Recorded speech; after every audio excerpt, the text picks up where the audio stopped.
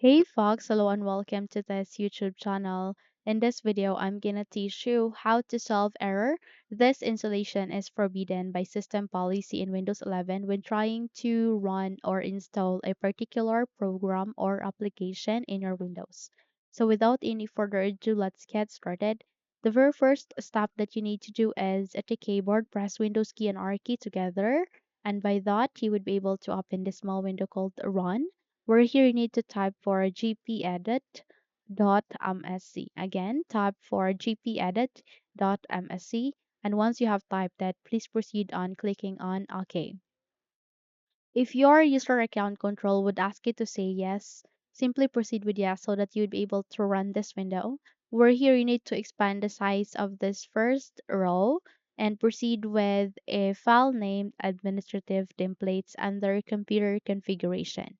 So click this forward arrow and look for a file folder named Windows Components and adjust the size of the first row so that you can see all of that clearly and click this forward arrow again and you need to adjust again the size of the first row and scroll down and look for a file named Windows Installer. Once you have find it, please select it and please proceed in this area, okay, where it contains the settings of Windows Installer. Now please adjust the size of that so that you can see it clearly and you need to scroll down and look for an option called Prohibit Non-Administrators from Applying Vendor-Signed Updates. Okay, so please expand it first. Okay, and you need to go with it. Okay, please double tap to it and you need to go with disabled.